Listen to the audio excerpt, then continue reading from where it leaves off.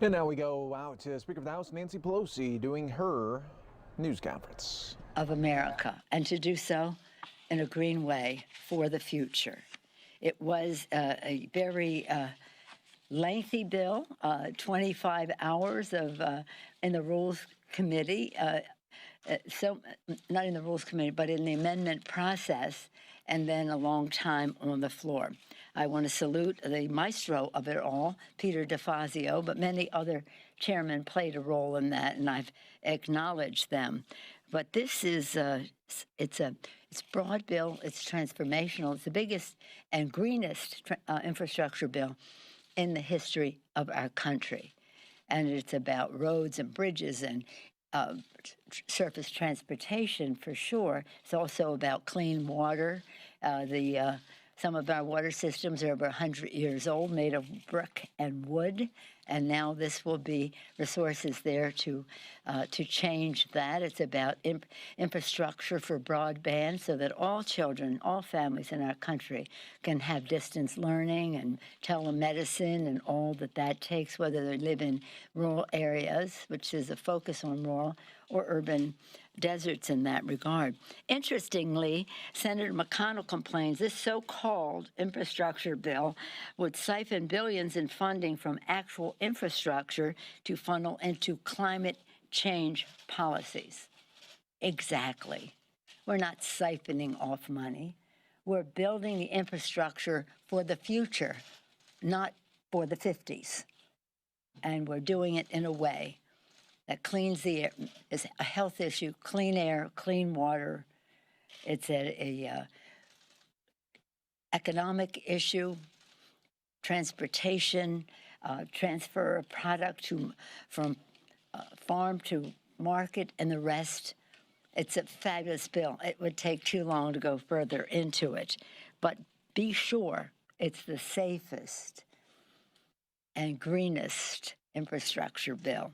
We're proud of this legislation because, you know what, it advances environmental justice. In our health care bill, it was about justice in health care, addressing the concerns of previously underserved communities who are now more drastically affected by the coronavirus. Part of it was, all, again, in that regard, many of you were there when we were on the steps of the Capitol rolling out the Solving the Climate Crisis Action Plan, led by Congresswoman, Madam Chair, Kathy Castor of Florida, the most detailed, sweeping climate plan in over a decade, reflecting over 100 hearings across nearly every committee in the Congress. And welcome back, everyone, here on Fox 10 Extra Live. News briefing happening right now. Speaker of the House Nancy Pelosi. Let's listen. The centerpiece was the George Floyd Justice in Policing Act, which will fundamentally transform the culture of policing, of ending police brutality, and bring accountability to our police departments. It will save lives. It recognizes that overwhelmingly our men and women in uniform take great pride and the integrity that they bring to their job, but some don't. And this bill addresses that. And we're so proud that George Floyd's family allowed us to name the bill for him. They said it met their standards. That was last Thursday. On last Friday, we proudly, for the first time, the House voted to grant statehood to the District of Columbia. As members of Congress, again, our priority, and even all elected officials, safety is our top priority. If the people aren't safe, what is the rest? The rest of it doesn't matter as much. In matter of intelligence, force protection is a top priority to protect our men and women in uniform before the initiation of hostilities or in response to them when they are in danger. Their protection is of the highest priority. And so when there are allegations of threats to our men and women in uniform, we expect the President of the United States to give them that same force protection, that same priority. and we are disappointed that that has not happened. In the last, I've called for Russian sanctions to be expanded. In our last Russian sanctions legislation, you may recall, we had a strong bipartisan bill that was to be sent to the president, but the White House said they wanted us to take out the sanctions on Russia that pertained to the intelligence and the defense sectors, the very sector that is accused of possible threats on our men and women in uniform. We have to restore those. Whatever else happens of this, we must restore those sanctions, and we must act upon them. While we're in the international arena, as many of you know, I saw some of you there, this week, Beijing passed its so-called national security law, which signals the death of the one country, two systems principle. When I say I saw some of you there, I meant the Foreign Affairs Committee hearing yesterday. As one who has worked on human rights in China in a bipartisan way with our colleagues across the aisle, across the Capitol, it was so encouraging to see the room was an overflow crowd of members from both sides of the aisle. Of course, we had to keep our distance, and therefore the members, some had to sit in the shall we say, audience, and others had to come in virtually. But it was the fullest participation for us to review what is happening there. It was a proud and broad bipartisan participation to shine a light and condemn this law. Congress, and again on a bipartisan basis, is united in our mission to hold Beijing accountable. Last year, the House passed the Hong Kong Human Rights and Democracy Act, and yesterday we passed Hong Kong Autonomy Act, which had already passed the Senate, and that is to help end China's campaign of cruelty against Hong Kong. You've heard me say it again and again. If we don't speak out against violations of human rights in China because of commercial interest, we lose all moral authority to speak out against human rights violations any place in the world. Getting back to the flag and the 4th of July, we take that pledge every day in the civic arena. Pledge to the flag ends with liberty and justice for all. And everything that I talked about here, whether it was health care or job security or environmental justice or justice in policing or statehood for the district, we're talking about liberty and justice for all. That has to be central to all of the legislation that we have put forth. And I'm proud to say that it has been in this array of bills that came forth between last Thursday and yesterday evening. And now we'll come back, we'll continue our work in committee to bring forth legislation when we come back. Central to them all will be liberty and justice for all, especially poignant for us as we observe the 4th of July. Any questions? Madam Speaker. Yes, ma'am. Thank you, Madam Speaker. My question is about Hong Kong. There's a new proposal that grants refugee status to Hong Kong residents. Do you support that bill? There's a bipartisan bill on that. And also, what is your overall reaction to mass arrests in Hong Kong during July 1st protests against the security? Well, at the hearing yesterday, I had the privilege, by unanimous consent, to participate in the hearing and to listen to the testimony of the witnesses. And I said that one of my concerns about the law was, is it starting now that you cannot, you can practically do nothing. You have no expression of anything, that you would not be susceptible to prosecution, probably in Beijing.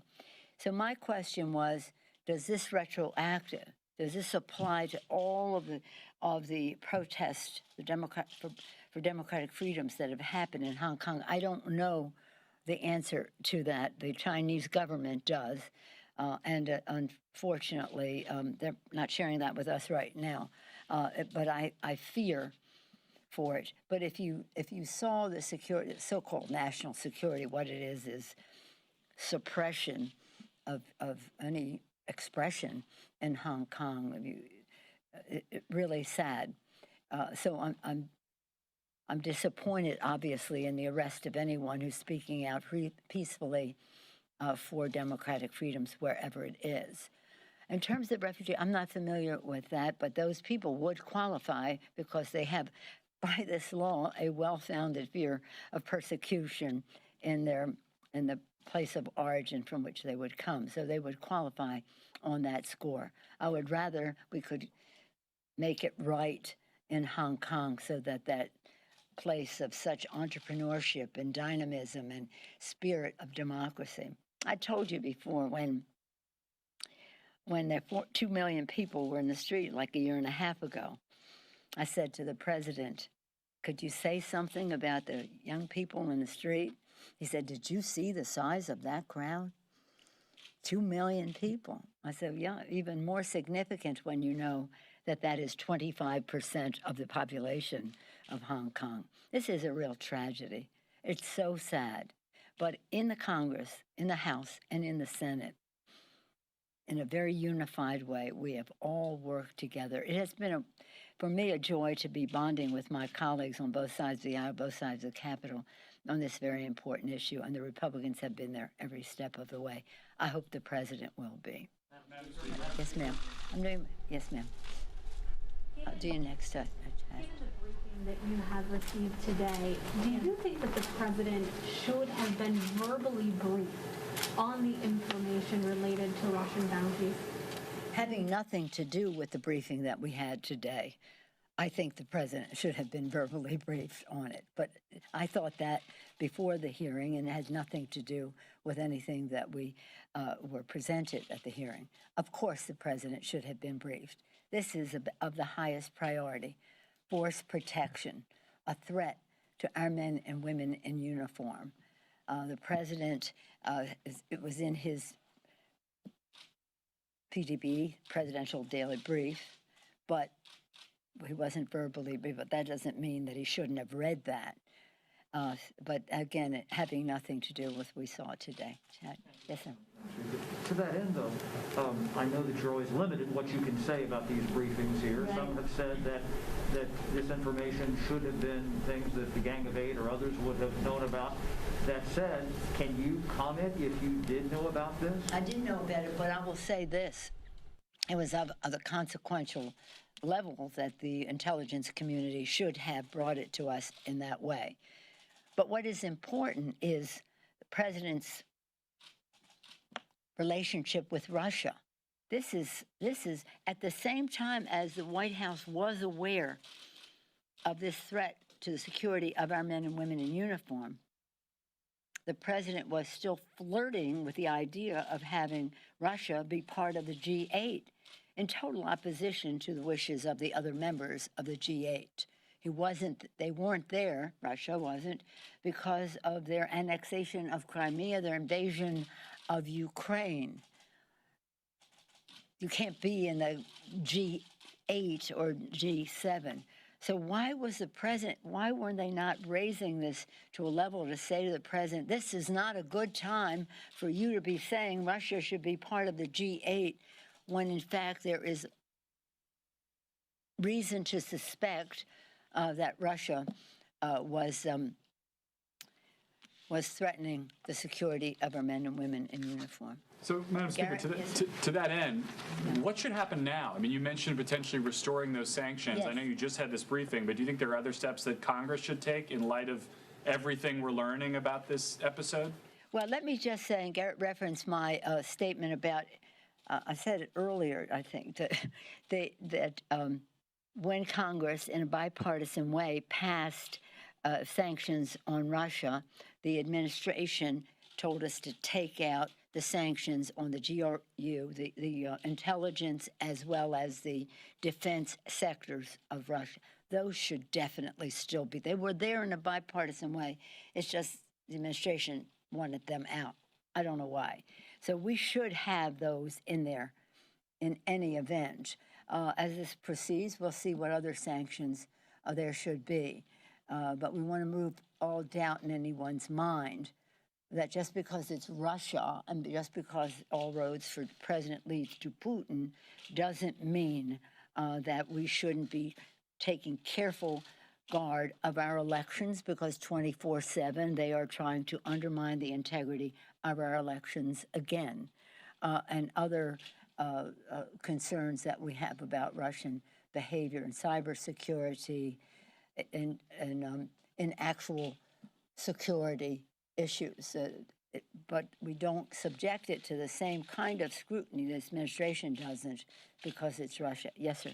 On the domestic. Okay. Oh, did I cut somebody One, off? two, then. Okay, I'm sorry. Okay. On the domestic front, Yes. you're leaving now for a few weeks. You come back July 20th.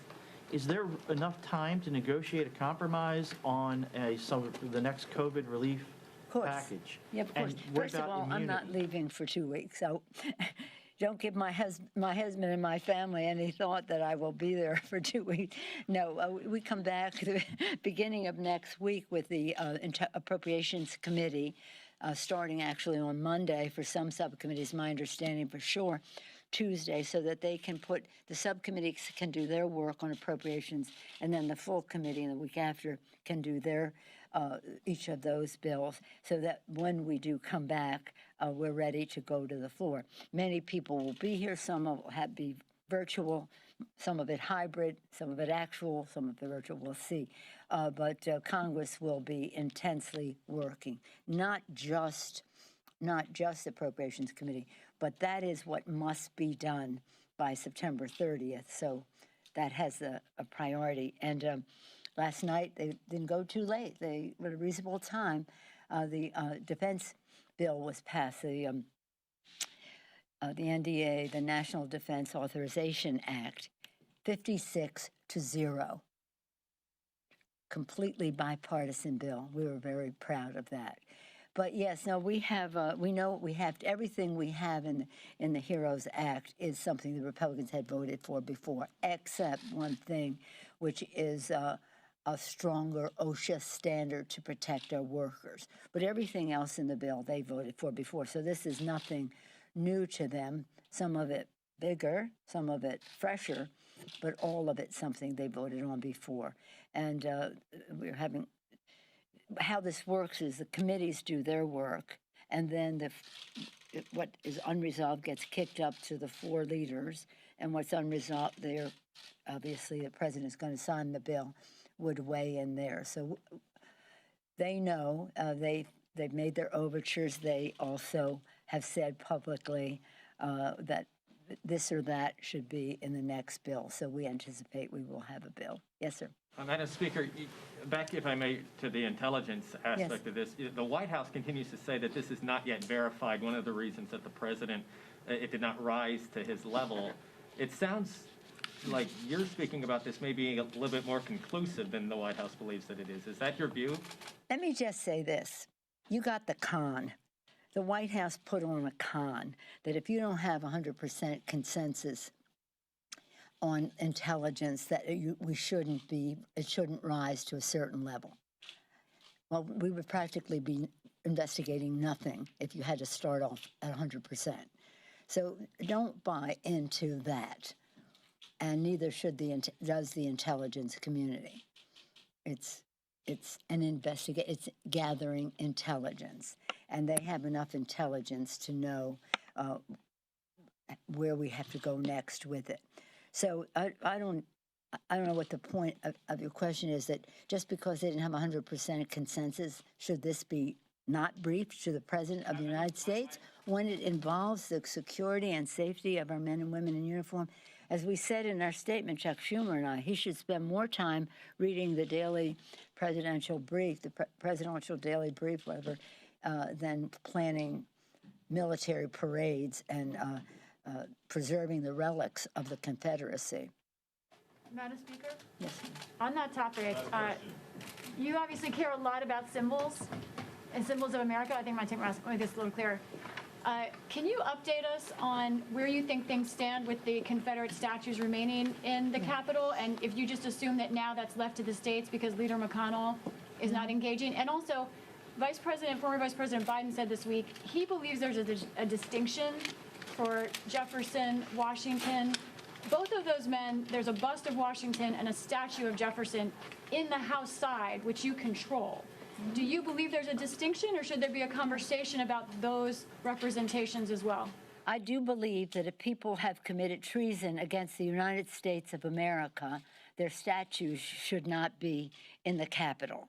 And we took down the paintings of the speakers who were members of the Confederacy, and there will be legislation coming forth to remove those same people who meet that low description if you've committed treason against the United States of America. It's not about Washington and Jefferson.